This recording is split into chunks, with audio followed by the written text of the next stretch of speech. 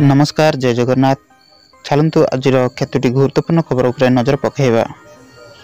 समग्र परिवहन श्रमिक महासंघर धर्मगढ़ डाकरा पेट्रोल और डीजेल लोडिंग बंद। ओडिशा परिवहन श्रमिक महासंघ सोमवार ठारू धर्मगढ़ को ओह्लैब। एथिपाई तेल डिपोरू पेट्रोल और डीजेल लोडिंग बंद रहिब। एने रविवार सांबादिक सम्मेलन जरिया संघ पक्षर सूचना दी जाइछि। भारतीय न्याय संहिता 2023 रे गाड़ी चालकों दंड विधान को विरोध कर महासंघ धर्मगढ़ डाकर देइछि। परवर्ती खबर। दुख बुझिले सरकार बढ़ाइबे पेंशन भत्ता, बढ़िबो मासिक भत्ता। सरकार भत्ता वृद्धि करने को चिंता करुवा पर हिताधिकारी भितर नुआ आशा संचार होइछे। एक परवर्ती खबर। बीजेडी नेता ये कि अवस्था।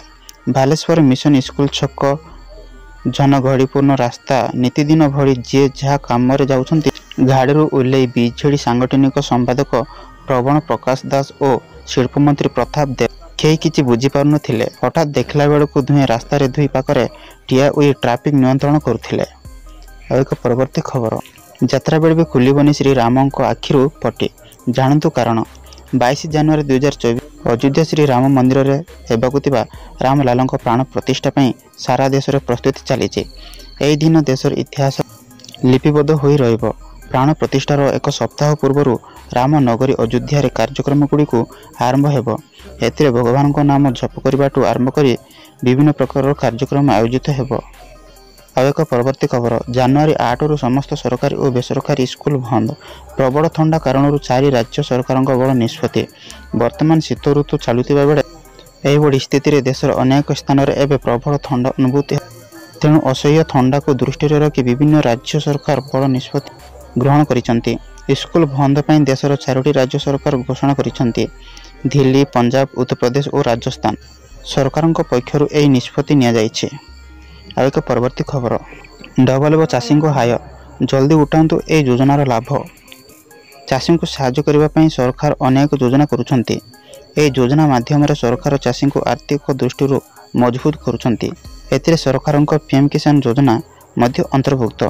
ए योजना अधीन कृषक मानक द्वारा सेमानकर आय 2 गुण हेबो। आउ एक परवर्ती खबर।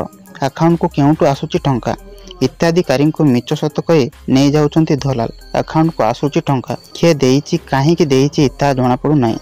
सेपटे अकाउंट को टंका आसीबा परे किछि व्यक्ति एनआरजीएस पैसा आसुतिबा कही जबरदस्त हिताधिकारी ठारू अर्थ संग्रह करुथिबा अभियोग हेउछि। भद्रक चांदबाली विजयनगर पंचायत आसीछि एभली अभियोग। जहाँ खाता को 1422 टंका आसीछि तो पुणी का अकाउंट को 1659 टंका आसीछि। आउ एक परवर्ती खबर। 63,000 टंकार धर्मा। 10वीं पास पिला सरकारी चाकरी मिलबार सुवर्ण सुजोग। 10वीं पास करी पाठ छाड़ी देउतिबा पिला मानक पय एक भल सुजोग नहीं आसीछि भारतीय डाक। 10वीं पास आर्थिक मानक पय सरकारी चाकरी करिबार यह एक सुवर्ण सुजोग होय। एथिपय ड्राइवर पद पय नियुक्ति सुजोग देइछि इंडियन पोस्ट। एथिरे चयन होई पारिले मोटा अंकर धर्मा पाई पारिबे प्रार्थी। आउ एक परवर्ती खबर। गाजा युद्ध को पूरिला 3 मास। जानतु अमास केते आतंकवादी को मारिलाणी। इस्राएल और अमास मध्य जारी युद्ध को इतिमध्य 3 मास बीतीचे। गाजार विध्वंस रही इस्राएल डिफेन्स फोर्स। यह अवधि आईडीएफ गाजार अमास 8,000 योद्धा को हत्या कर दाबी करुचे। आईडीएफ मुखपात्र रिहर एडमिराल डानियल अघारी कहते जे गाजार मध्य और दक्षिण भाग अमास नेटवर्क समाप्त करने अभियोग जारी रहिबो। आउ एक परवर्ती खबर। कुकुड़ा गाड़ी और बाइक मुहांमुही धक्का। 2 मृत जड़े आहत। मालकानगिरी मोटो 324 नंबर जातीय राजपथ में पुणी एक मर्मन्तुद दुर्घटना। एमबी 124 घाटी निकट में रविवार अपराह्न 4टा समय कुकुड़ा गाड़ी सह मोटरसाइकेल मध्य मर्मन्तुद सड़क दुर्घटना घटी। दुर्घटना 2 जन युवक मृत्यु होता बेले अन्य जन युवक गुरुतर आहत होती। आउ एक परवर्ती खबर। जनवरी 15 रु साबाड़े हेबे निशाड़ी ड्राइवर। केंद्र सरकार द्वारा आसवाकुवा नुआ आईन इट हैंड रन को ड्राइवर माने देश व्यापी आंदोलन में चेतावनी देइथिबा बेले मद पी गाड़ी छड़ाउतिबा ड्राइवर मानक उचित शिक्षा देवाई भुवनेश्वर बस मालिक संघ आगामी दिन में व्यापक पदक्षेप नेबाकु जाउछंती। बस मालिक संघ आसंता 15 तारिख ठारू निशाड़ी ड्राइवर को जांच करिबो। ଆଉ ଏକ ପରବର୍ତ୍ତୀ ଖବର, ଶ୍ରୀମନ୍ଦିର ପରିକ୍ରମା ପ୍ରକଳ୍ପର ସମୀକ୍ଷା କଲେ ପାଣ୍ଡିଆନ୍।